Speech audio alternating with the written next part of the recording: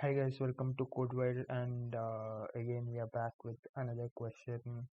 This is from Codechef, the competitive coding platform. That is, the question is the musical chair.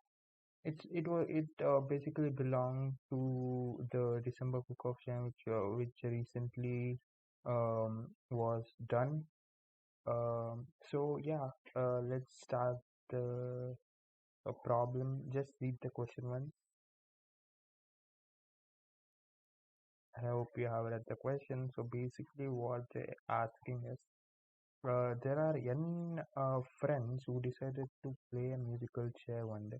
So initially, they decide a number k, and with each passing round, they exactly remove k chairs. It's also said that at last only one person should be the winner. Exactly, there should be only one winner. So the input fields are first you take the test cases, then you take the n value number of friends. So what we have to output? We have to output the number of k values through which you can get exactly one winner. For example, let's take an example for better understanding.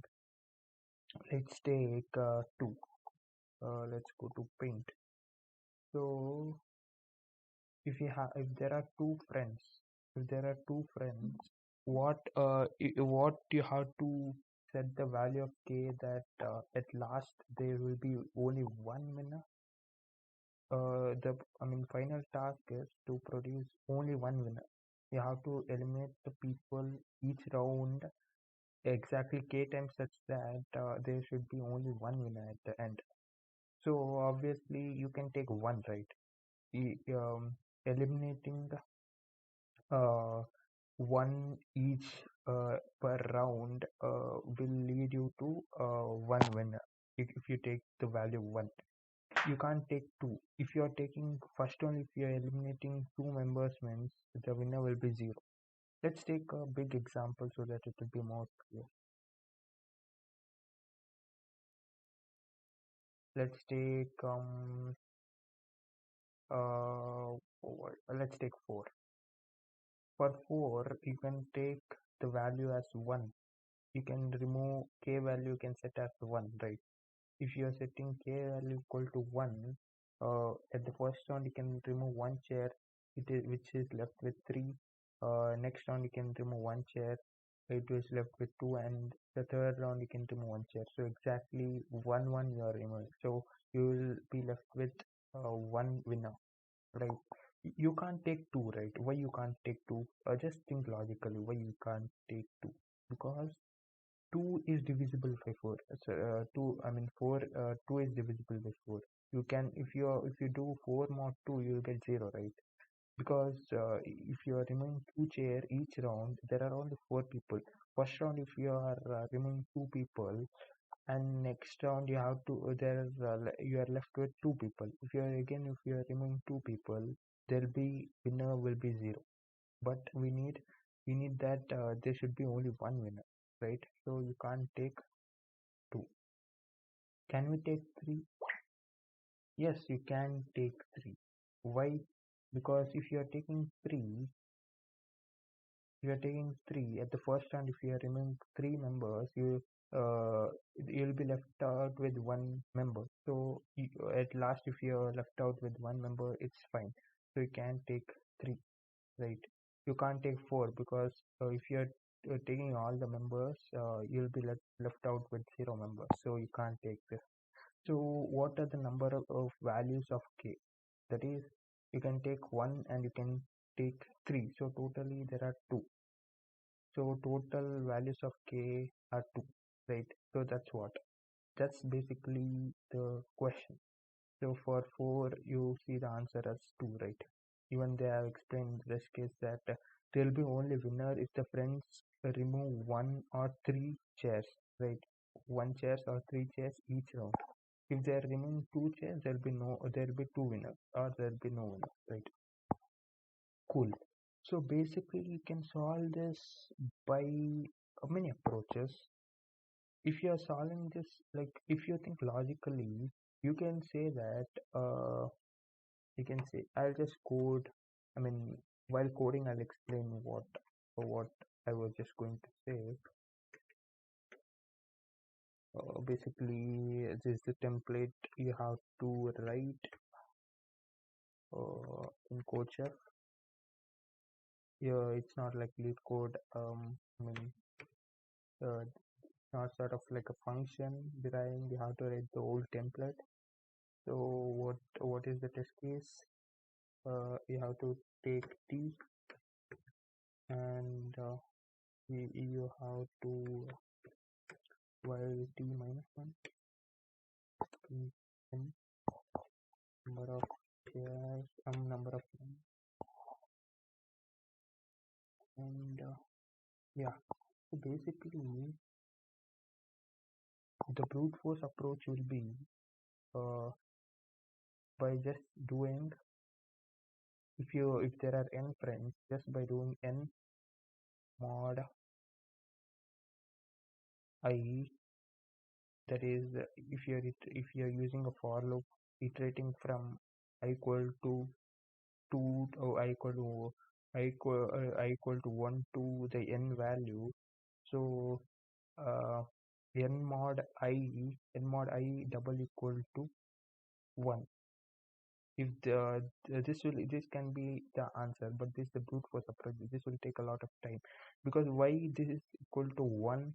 Because you know that at the end you want to have only one winner, right? So obviously for 4, if you're doing 4 mod 3, you'll be left out with the remainder 1. If you're doing 4 mod 2, you are left out with remainder 2. Basically it means that at the end how many people are left will be your remainder, right?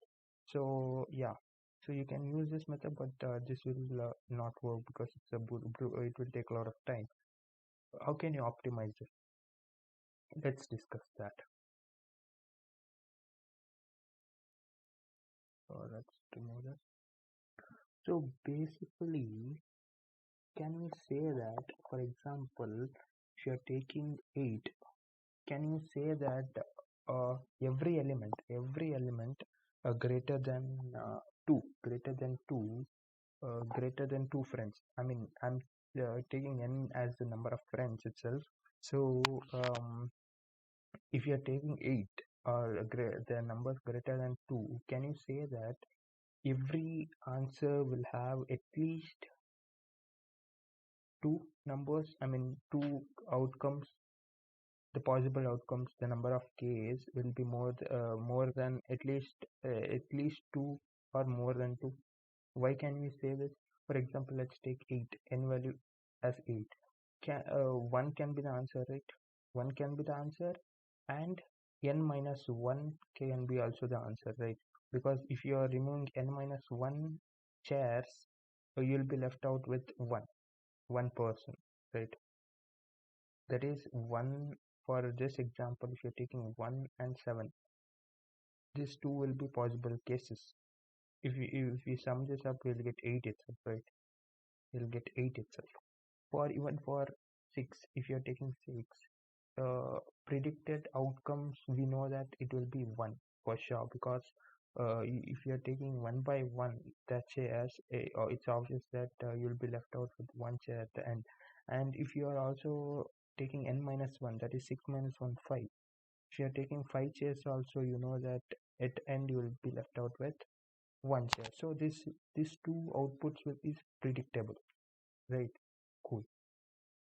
So another thing what I have to mention is, you can literally modify this by not iterating through all uh, all the numbers. For example, if you have 8 as your number of friends, so you don't need to iterate from 1 to 8, because you know that, like, if you are dividing this by 2, it's equal to 4, right? It's equal to 4. You also know that 2 is a divisible of divisible by 8, right? If you're checking 1, 2, 3 and 4 till 8 numbers, you know that 2 is already divisible by 8, can you say that if you are just if you are just dividing this 8 by 2, you are getting 4. Can you also say that 4 is also divisible by 8, right? So it's sort of like you can eliminate square root of it. What do I mean by that? Let me explain. For example, for this you can just say that um,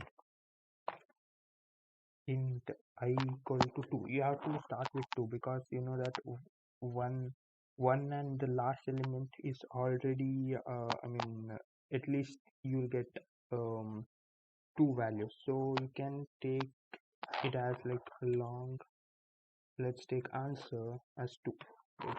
Because you already know when you'll get 2 elements. But if it is less than 2, what you'll do for that, just let's give a condition like if n double equal to 2, just say that see out only how many 1, right?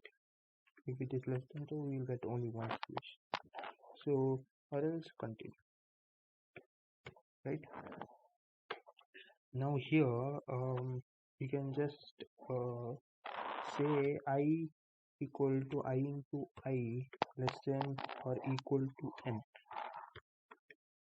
This is what I said. You don't need to iterate over all the numbers. You can just do its off part, and other off part will be easily derived from dividing this by the n value.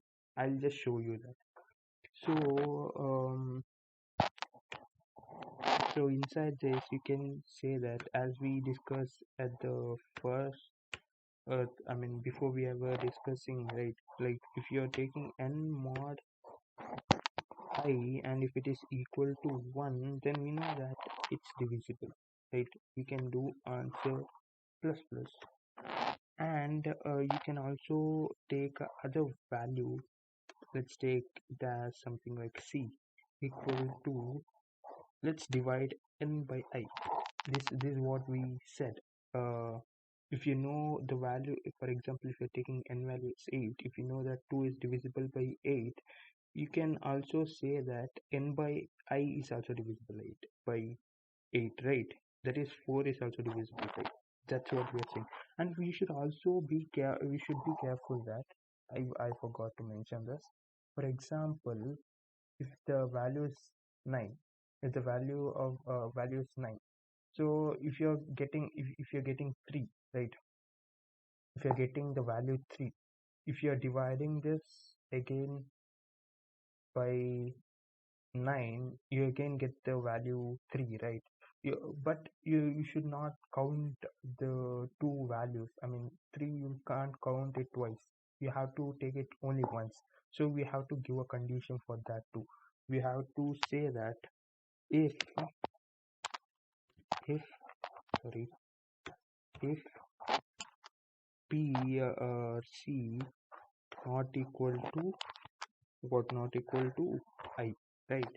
So if this is proper, then we can say that if n mod c double equal to 1, if this is double equal to 1, then again answer plus plus, right? And just display saying that c out answer.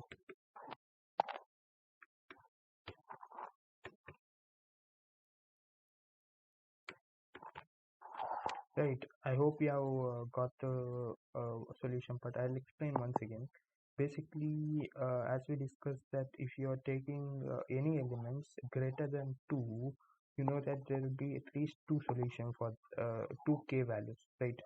So that's pretty much predictable. But what if there is solution less than or equal to 2? For that, we are just giving condition if n equal to double equal to 2, just print 1, because we know that there will be only one value of. So the next we are taking a for loop. This is much optimized because we are just calculating the thing which is divisible by the divisible of 8 pretty much in this for loop itself, right? So we are just checking that if for example, if you're taking the one value is 8 and 8 mod I is double equal to 1. If it is equal to 1, then you can increase the count of a variable, and or else you take uh, c equal to n by I, as I pretty much discussed, and you have to check if it is not equal to I, because you can't count two values as one. You can't count two values twice. Sorry, one value twice, right? So it's not possible. If, as I gave an example, if you have the element 9, if the I value is 3, and if you are again dividing n by 9 by 3, you again get the 3 value.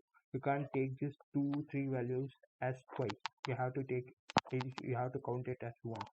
So for that, we are giving a condition that c is not equal to I. Then pretty much you are doing the same thing, and you are doing plus plus. You are increasing the counter and just printing the answer variable. That's it.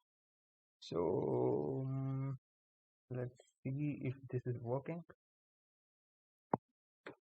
To work.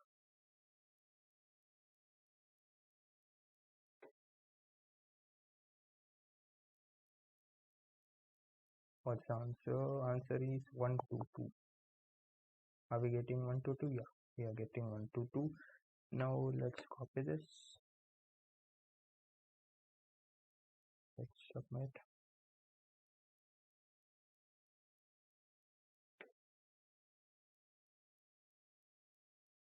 Yeah, so as I said, please do use ID efficiently, because this helps a lot. And even concentrate on competitive coding as well. Like as I said, that the first video, yeah, it's right. So yeah, as I said, that the first video of the competitive coding session, like when I started the Codechef question, I said you that if you're a beginner, just start with the competitive coding itself, because it helps you a lot. So yeah, that is pretty much it through this from this video. If you like the video, if you like the content, you can like the video, and you can subscribe to the channel, because many more contents are going to come from this channel, like machine learning and web development, that is full stack development, that's both front and back end, and many more contents are coming from this channel. So stay tuned. Yeah, so stay safe and keep coding. Bye.